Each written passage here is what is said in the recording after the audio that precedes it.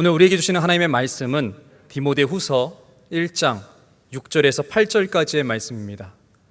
디모데후서 1장 6절에서 8절까지의 말씀을 제가 봉독하겠습니다.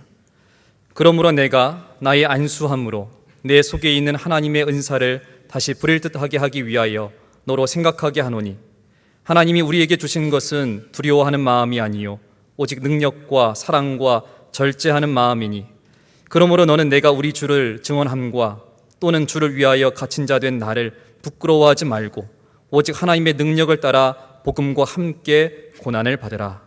아멘. 감사합니다. 여러분 MBTI라는 걸 들어보셨죠?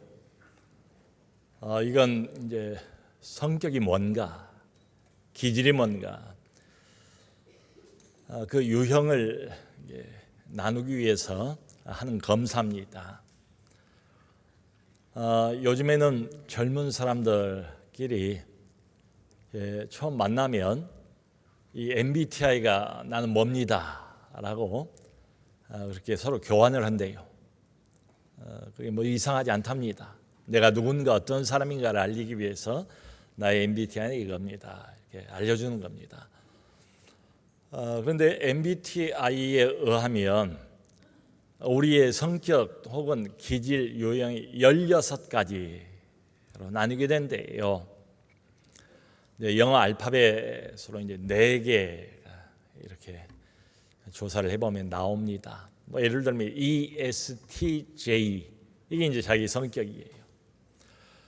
그 E라는 거 맨 앞에 나온 여기 E가 있을 수도 있고 I가 있을 수도 있고 그렇습니다. E라는 것은 엑스트로버전, 그러니까 외향성입니다. I라는 것은 인트로버전, 내향성입니다. 이 외향성 성격은 에너지가 밖으로 자꾸 이렇게 나가는, 주의 집중과 관심이 주로 바깥쪽에 많이 있는 그런 사람입니다. 그러다 보니까 아무래도 사람 친화적이 되죠. 친구가 많아요. 활달하지요. 재미도 있죠. 정도 많습니다. 그게 이제 외향성이에요. 내향성은 여러분 어떻겠습니까? 반대겠죠. 에너지가 자꾸 안으로 이제 이렇게 모아지니까 말이죠. 생각이 많습니다. 그리고 수줍음도 많아요. 우리말로 하면 숫기가 별로 없어요. 그래서 친구들이 그렇게 많지는 않습니다만 아주 친구를 깊게 사귀입니다. 이게 내향성이에요. 그런데 여러분, 외향성 성격을 가지고 있는 사람들은 자꾸 밖으로 나가야 돼요. 외향성 기질을 갖고 있는 사람은 밖에 나가서 많은 사람들 속에 있을 때 그때가 행복합니다. 뭔가 충만해져요.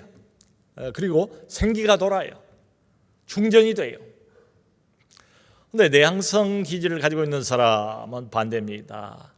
너무 많은 시간을 밖에 나가서 많은 사람들 속에 있으면 에너지를 다 뺏겨요. 방전이 돼버려요. 빨리 집에 돌아와서 동굴 속으로 들어가야 됩니다. 자기 혼자만의 시간이 필요해요.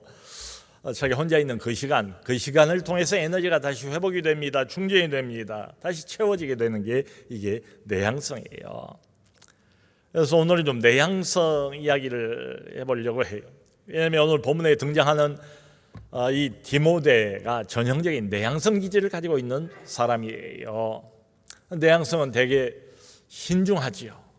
깊이 생각을 하는 사람들입니다. 그리고 또 성실해요. 책임감도 아주 강해요. 그런데 문제가 뭔가 하면 좀 소심합니다. 생각이 많다 보니까 좀 우유부단합니다. 행동으로 뭘 옮기기가 어려워요. 소심하고 겁이 많고 두려움이 많고, 이게 바로 이제 내향성 성격, 그런 기질을 가지고 있는 사람이에요. 예를 들면 지금 여러분들 앉아 있는 것처럼 앉아 있는데 옆에 누가 와서 앉았습니다. 아주 잘하는 사람도 아니고 아주 모르는 사람도 아니에요. 한 번은 인사를 해야 될 것 같은데 내향성 기질은 도대체 이 사람하고 언제 인사를 할 것인가를 고민하다가 30분이 다 지나갑니다. 이를테면 사람이 수줍으니까 누구하고 인사를 선뜻선뜻 그렇게 못해요. 그런데 오해를 받습니다. 저 사람 인사도 안 하고 말이지 본청만청 한다고 거만한 사람이라고 교만한 사람이라고. 근데 사실은 알고 보면 사람이 수줍어서 숙기가 없어서 그런데 말이죠. 또 이 내향성 기질은 뭘 부탁을 받지 않습니까? 그러면 그것을 긍정적으로 생각하기보다는 당장에 부정적으로 생각이 되면서 내가 이것을 안 해야 될 이유를 먼저 생각을 하는 게 바로 그게 내향성이에요. 좀 자신감이 없어요. 실력이 없는 게 아니에요. 실력 깊고 충분한 실력을 가지고 있는 사람들은 많습니다. 그런데 자신감이 없고 늘 걱정과 두려움이 앞서는 사람, 그게 바로 내향성이에요. 여러분 들으면서 저건 내 이야기인데 라는 생각이 드신다면 여러분들이야말로 디모데 유형입니다. 디모데, 전형적인 내향성 기질을 가지고 있는 사람이에요. 여러분 성경을 보면 바울 서신에 바울이 디모데에 대한 언급을 참 많이 해요. 여기저기서 믿음 안에서 참 아들이다 이런 표현도 하고 정말로 아끼고 정말로 사랑했던 자기 제자였습니다. 디모데. 그러면서도 함께 사역을 했던 믿을 만한 동역자 디모데예요. 바울의 손발 역할을 참 많이 했던 사람이 이 디모데였어요. 그러니까 바울이 세웠던 에베소 교회의 그 후임으로 지금 디모데가 목회를 하고 있는 중에 있습니다. 참 디모데 원래 기질답게 성실하게 사역을 합니다. 책임감을 가지고 사역을 합니다. 늘 바울의 마음에 걸리는 게 있어요. 그게 뭔가 하면 디모데의 이 소심한 성격, 두려움이 많은 이런 성격, 거기다가 나이도 어려요. 나이가 어린 디모데가 참 어렵고 힘든 배경을 안고 목회를 하고 있는 그걸 늘 보면서 바울이 디모데에 대해서 격려해 줘야 되겠다는 생각을 많이 했던 것 같아요. 그래서 디모데를 격려하기 위해서 쓴 편지가 바로 디모데전서, 디모데후서 그렇습니다. 지금 바울은 어떤 상황인가 하면 이 편지를 어디 쓰고 있는가 하면 로마의 두 번째로 감옥에 갇혔어요. 2차 투옥입니다. 그리고 자신의 순교를 지금 내다보고 있어요. 그러니까 이 디모데후서가 바울의 열세 편지 중에 맨 마지막 편지예요. 지금 바깥 상황은 어떤 것인가 하면 AD 64년에 그 유명한 로마의 대화재가 있었습니다. 로마의 네로 황제가 이 화재의 원인을 크리스찬 때문이다, 믿는 사람들 때문이다, 다 죽여도 된다, 이렇게 몰고 가는 바람에 본격적인 기독교밖에 바람이 이제 불어오고 있는 바로 그때입니다. 근데 외풍만 바깥바람만 이렇게 거센 게 아니에요. 교회 내부는 어떤가 하면 여기 오늘 디모데후서에도 나와요. 디모데전서에도 나와요. 거짓 교사들, 짝퉁 교사들, 짝퉁 진리를 들고 와가지고 그럴듯한 말로 여러 교인들을 현혹하고 있는 게 지금 내부 상황이에요. 심지어 어떤 사람들은 바울이 그런 말을 지적을 합니다. 부활이 이미 지나갔다. 예수님은 부활했다고 해도 그 한 번뿐이다. 더 이상의 부활은 없다. 신자의 부활은 없다. 부활은 그것으로 끝이다. 이런 말을 떠들고 다닌다는 거예요. 바울의 표현에 의하면 이런 사람들은 악성 종양과 같다. 악성 종양을 교회 안에 가만히 들어와서 마구 퍼뜨리는 사람들을 지금 바울은 염두에 두고 있는 겁니다. 그 중에 후메네오와 빌레도가 있느니라, 아예 이름까지를 내놓고 거론을 하고 있습니다. 참 이런 상황이에요. 교회가 처한 상황이 결코 만만치가 않아요. 거기에다가 또 한 가지가 더 있습니다. 이 디모데가 건강이 안 좋아요. 건강이. 그래서 이 앞에 디모데 전서 5장을 보면 바울이 이제 아끼고 사랑하니까 디모데에게 이런 조언을 한 장면이 나와요. 디모데야, 이제부터는 물만 마시지 말고 너의 위장과 자주 나는 병을 위해서 포도주를 조금씩 써라. 술 마셔라 이런 뜻이 아니고 술을 포도주를 약으로 써라. 몸이 약하니까 말이죠. 바로 이게 디모데입니다. 참 여러분, 이런 때야말로 적극적인 리더십이 필요하지 않겠어요? 환란의 비바람, 교회 내부적으로는 그냥 거짓 교사들이 들고 일어나서 막 거친 언사를 서슴없이 내뱉으면서 교회를 분열시키고 있는 이런 때니까 말이죠. 그야말로 씩씩하고 용감한 이런 리더십이 필요해요. 근데 디모데는 유약한 성격, 참 사람은 좋아요. 정말 착해요. 근데 유약해요. 그러니까 이런 사람은 어려움이 있으면 담대히 소리를 높이고 맞서기보다는 그냥 조용히 움츠려들고 입을 닫아버리는 이게 디모데예요. 오늘 이제 본문을 보면 여기도 이제 그런 암시들이 나와 있습니다. 여기 3절을 보면 디모데야, 내가 너의 눈물을 생각하여, 너의 눈물을 생각하여. 디모데가 잘 울었던가 봐요. 왜 우리 주변에도 잘 우는 사람들이 있지 않습니까? 디모데가 그런 사람처럼 보입니다. 또 여기 7절을 보면 하나님이 우리에게 주신 것은 두려워하는 마음이 아니요, 하나님이 우리에게 주신 것은 디모데야 두려워하는 마음이 아니다. 두려움을 종종 거기에 빠지니까 말이죠. 디모데를 향해서 두려워하는 마음이 아니다. 그 고린도전서 16장을 보면 바울이 고린도 교인들에게 이런 부탁을 해요. 이제 디모데가 바울의 지시를 받고 고린도를 방문할 일이 있었던 것 같아요. 그런데 그 고린도 사람들에게 뭐라고 편지를 썼는가 하면 디모데가 오면 두려움 없이 너희 가운데 있게 하라. 디모데가 오거들랑 낯설고 사람도 잘 알지도 못하고 이게 디모데의 기질상 적용이 쉽지가 않은 거예요. 적응하는데 상당히 시간이 많이 걸리는 그런 유형 아닙니까? 그러니까 디모데가 오면 두려움 없이 너희 가운데 편안하게 거할 수 있도록 그렇게 좀 배려를 해달라라고 일부러 부탁을 하고 있는 그런 내용도 나와 있어요. 참 그러니까 조심스럽습니다. 이 디모데가 참 사람도 좋고 내가 사랑하고 아끼고 다 좋은데 성격이 소심하고 유약하고 겁이 많고 이래요. 더군다나 상황이 지금 만만치가 않으니까 디모데가 이걸 잘 견뎌낼 수 있을지 바울이 노파심도 있고 말이죠. 이런 겁니다. 그러면서 여기 8절을 보면 한마디를 덧붙여요. 디모데야, 주를 위하여 갇힌 자 된 나를 부끄러워하지 말라. 주를 위해서 지금 로마 감옥에 두 번째로 갇혀 있는 나를 디모데 네가 부끄러워할 필요가 없다. 수치스럽게 여기지 말라. 이런 부탁 아닌 부탁을 하고 있어요. 성도 여러분, 왜 바울이 이런 말을 굳이 지금 디모데에게 하는 것일까요? 지금 당장 디모데가 바울을 매우 부끄러워하고 있다. 영적인 스승인 바울을 매우 수치스럽게 여기고 있다. 이런 뜻은 아닐 겁니다. 그런데 바울은 경험이 있어요. 환경이 달라지면 이보다 더 어려운 환란의 비바람이 불면 그럴 가능성도 마치 있다는 것처럼 지금 바울이 그렇게 이야기를 합니다. 왜냐하면 바울은 아픈 경험이 몇 차례 있어요. 배반을 많이 당해봤거든요. 여기 디모데후서 1장 10절에도 보면 이런 말을 해요. 아시아에 있는 모든 사람들이 다 나를 버린 것을 네가 아나니.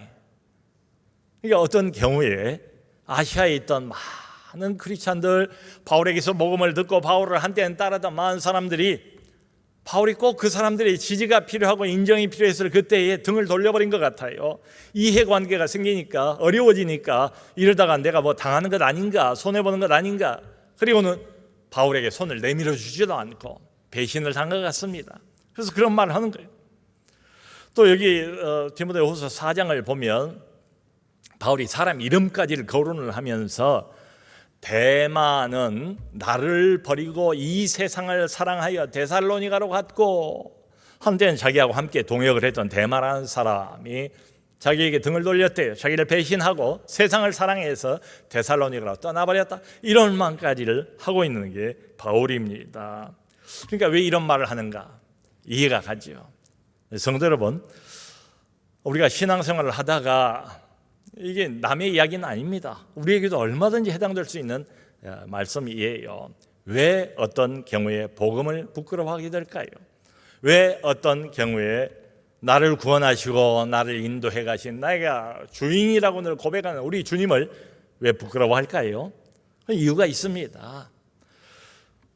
내가 당면한 현실, 이게 너무 초라한 거예요. 그러니까 내가 예수 믿고 신앙생활 하면서 사업도 잘 되고 신분과 명예도 더 높아지고 이러면 자랑스럽죠. 교회 다니는 게 뭐 부끄러울 일이 없잖아요. 오히려 내가 신앙생활 하면서 나는 하나님의 축복을 받았다 자랑하는 것처럼 다른 사람들에게 떳떳하게 자기 신앙을 이야기할 수 있을 거예요. 가정도 잘 되고 아이들도 그냥 대학도 수능이 곧 다가옵니다만 착착 좋은데 붙고 장가도 잘 가고 시집도 잘 가고 말이죠. 남들이 다 부러워할 만한 이런 일들만 이게 내 현실이라면 우리가 우리 신앙을 숨길 이유가 없죠. 수치스러워할 이유가 없죠. 부끄러워하기보다는 오히려 자랑스럽게 이것 보세요. 나처럼 되고 싶으면 예수를 믿으세요. 하나님을 한번 믿어보세요. 이렇게 아마 자랑처럼 이야기를 할 겁니다. 여러분, 그런데 우리 실제 현실은 어떻습니까? 종종 그러지를 못하잖아요. 이게 우리 현실 아닙니까? 왠지 모르게 예수를 믿고 난 다음에 사업이 더 잘 안 되는 거예요. 자꾸 문제가 터지는 거예요. 교회는 열심히 다니고 신앙생활 참 이제 잘 해보려고 결심을 했는데 이상하게 그때부터 형편이 더 안 좋아지는 겁니다. 빚이 더 많아지는 겁니다. 더 가난해져 버리는 겁니다. 그리고는 급기야 직장도 잃어버리고 신분도 잃어버리는 이런 경우도 얼마든지 있어요. 여러분, 실제로 바로 이때 당시 초대교회 박해 기간 동안에 많은 크리스찬들은 직장을 잃어버렸어요. 생계의 수단을 완전히 잃어버렸습니다. 자기의 신분과 명예도 완전히 잃어버렸습니다. 그런 케이스들입니다. 그러니까 겉으로 보면 이게 꼭 실패자 같아요. 예수 믿고 교회 다니면서 하나님 덕분에 성공자가 되어야 이게 힘이 나고 밖에 나가서 뭐 복음도 이야기를 하고 신앙도 이야기를 할 텐데 인생의 실패자처럼 이렇게 돼버린 거예요. 그럼 이상하게 주눅이 듭니다. 움츠려듭니다. 창피합니다. 그리고 내 신앙을 숨기게 되지요. 그런 이야기입니다. 마치 예수를 안 믿는 사람인 것처럼 자신의 신앙을 숨기게 되더라 이 말이지요. 여러분, 이제 얼마 있으면 대학 수능 시험이 있는데요. 대입을 아들이 실패를 했어요. 그러면 교회를 안 나오는 사람, 못 나오는 사람도 있습니다. 여러분, 아이들이 대학 실패하는 거 그게 이게 아주 드문 일이 아니지 않습니까? 우리 부모가 신앙생활 하는 거하고 직접적인 상관관계가 없잖아요. 근데 이상하게도 웬일인지 아이들이 대학을 못 들어가면 누가 뭐라고 하는 것도 아닌데 교회를 못 나오고 또 안 나오고 이런 경우. 그래서 왜 그럴까? 바로 이것 때문에 그렇습니다. 내가 당면하고 있는 초라한 현실, 내가 경험하고 있는 마치 인생에서 실패한 것처럼 보이는 이 현실로 자기의 신앙을 판단을 하는 거죠. 빨리 벗어버리고 싶고 도망가고 싶고 하나님이 좀 어떻게 해주셨으면 좋겠는데 어쩔 수 없이 내가 맞닥뜨려야 되는 이 초라한 이 현실을 가지고 복음을 평가를 하는 거예요. 그걸 가지고 우리 주님을 평가를 하는 겁니다. 이게 뭐하고 같은가 하면 마치 SNS식의 신앙이 아닌가. SNS식의 신앙. 여러분 SNS는 우리 다 하잖아요. 이 중에 또 페이스북 하는 분들도 있고 요즘 젊은 사람들은 인스타그램이라는 걸 많이 해요. 그 페이스북이나 인스타그램에 뭘 올립니까? 가장 멋져 보이는 장면들을 올리잖아요. 내 인생에 가장 괜찮아 보이는 예쁜 모습, 성공한 모습, 잘 나가는 모습, 이런 것들을 올리지 않습니까?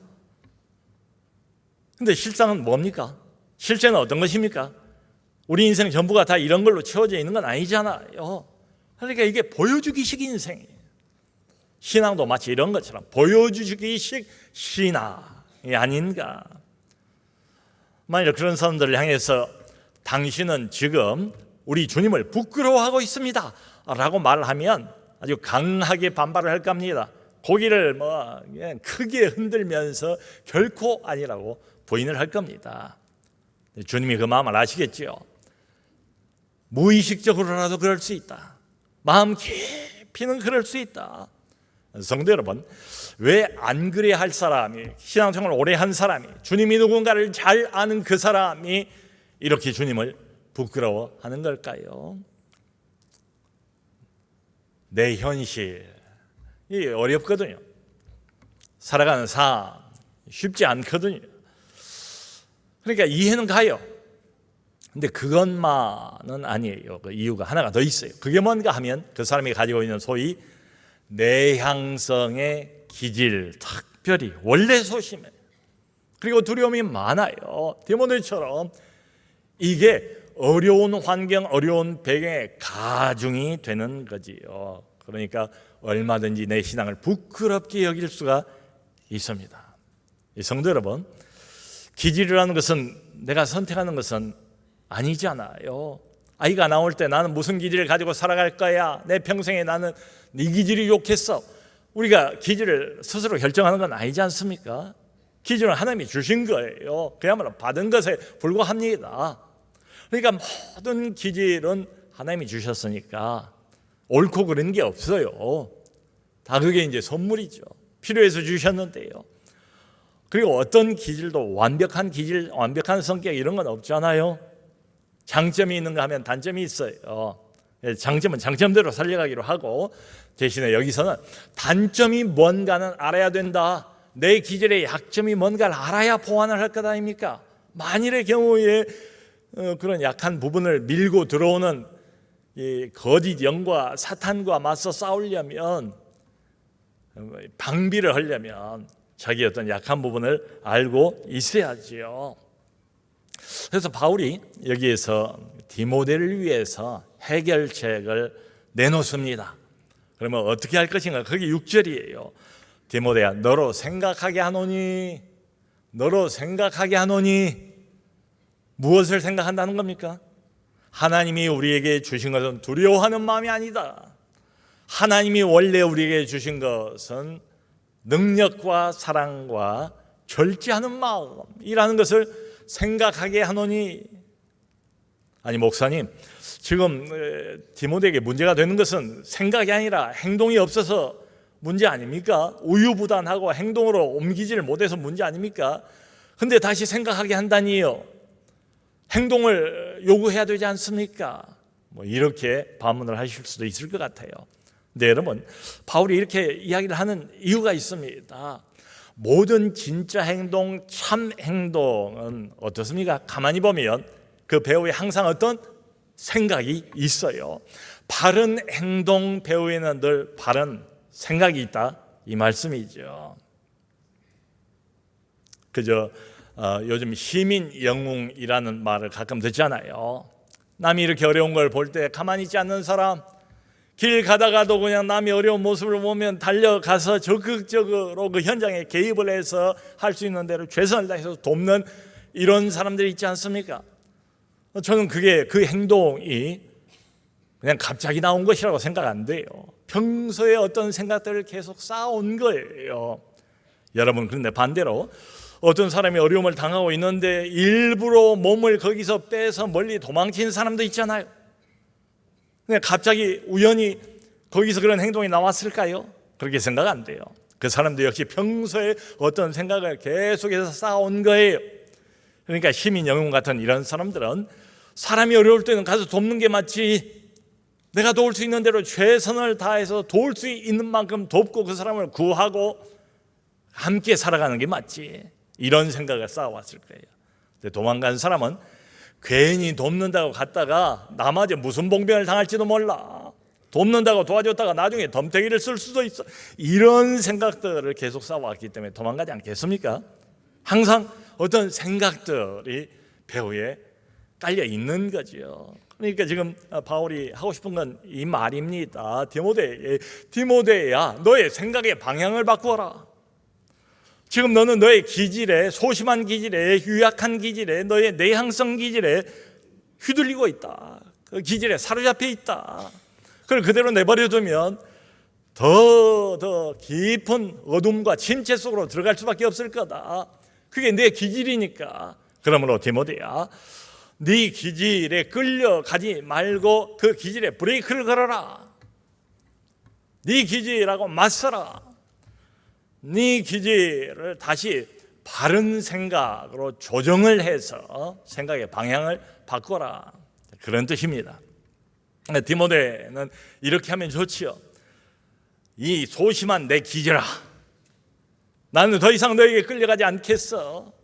나는 지금부터는 하나님이 내게 원래 주신 것들에 초점을 맞출 거야. 하나님이 내게 주신 것은 결코 두려워하는 마음이 아니야. 겁먹고 뒤로 숨는 마음이 아니야. 복음을 부끄러워하는 마음이 아니야.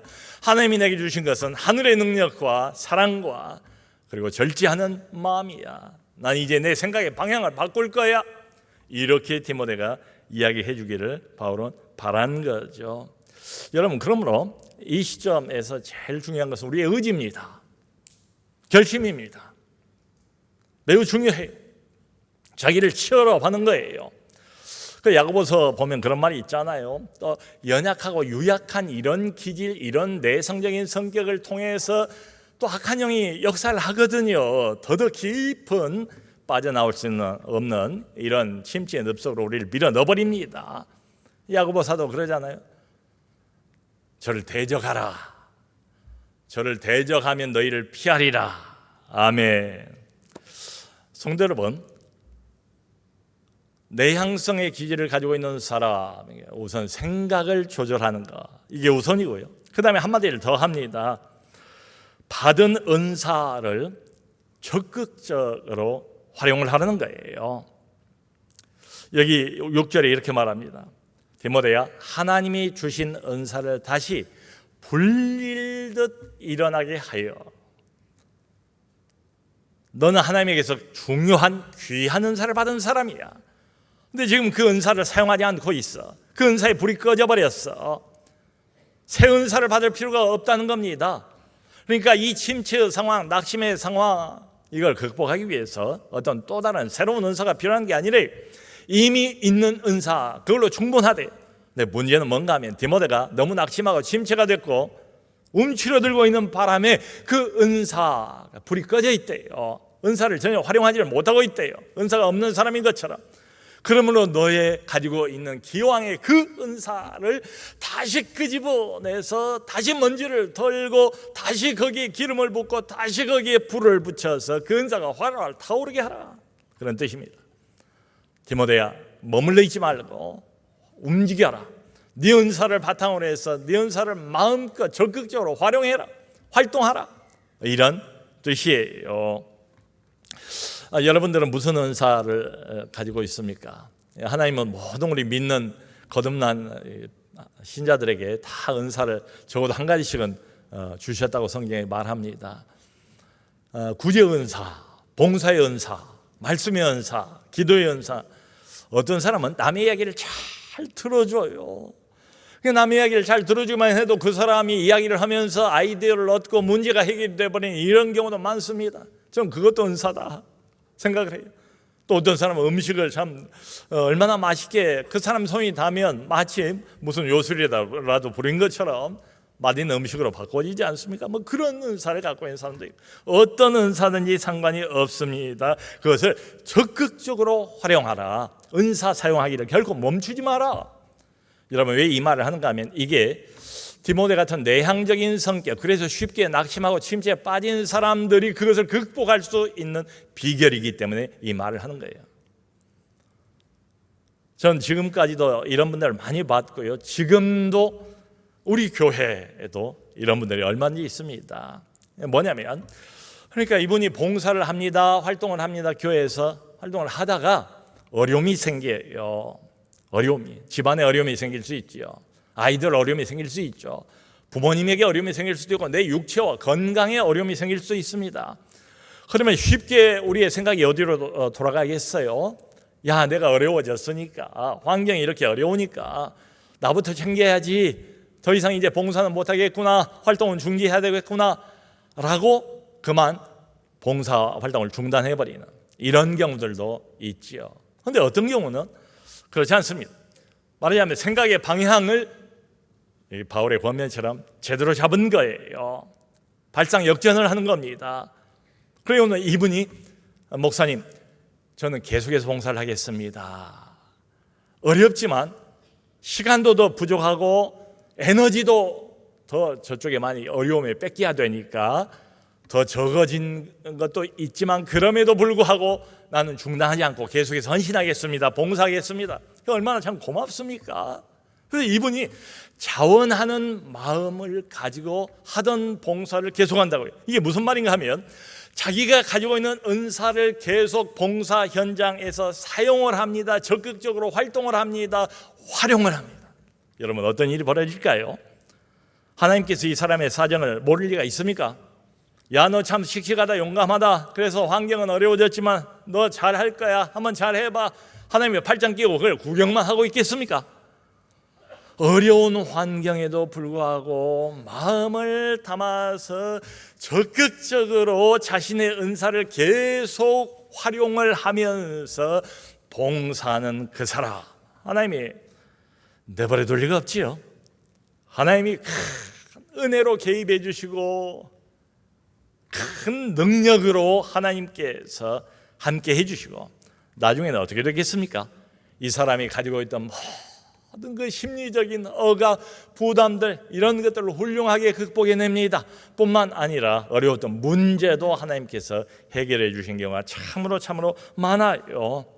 여러분, 만일에 내가 어렵다고 생각을 해서 하던 활동도 중지해버리고 은사도 묻어버린다면 이런 변화, 이런 극복, 이런 승리, 이건 불가능할 겁니다. 그러므로 그저 쉰다고 능사가 아니라고 생각을 해요. 은퇴했다 할지라도 자신이 하나님께로부터 부여받은 그 은사는 어떤 방식으로든지 계속해서 사용을 해야 됩니다. 성도 여러분, 우리 중에 완벽한 사람, 늘 씩씩한 사람, 늘 강한 사람은 없어요. 우리는 종종 연약해집니다. 그게 인간이에요. 특별히 내향성의 기질을 가지고 있는 사람들은 자기도 모르게 기질이 그러니까 침체에 빠지기가 쉬워요. 겁을 먹기도 쉽습니다. 근데 여러분, 연약한 게 꼭 나쁜 게 아니에요. 생각을 해보세요. 우리가 연약하기 때문에 하나님만을 더 의지하지 않습니까? 근자감이란 말이 있잖아요. 근거 없는 자신감.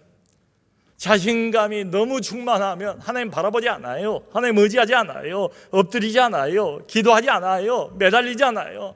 근데 내가 연약하다는 걸 누구보다도 내가 잘 아니까 하나님도 아시지만은 하나님이여 나를 붙잡아 주옵소서, 내게 은혜를 베풀어 주옵소서, 내 손을 붙잡아 주옵소서.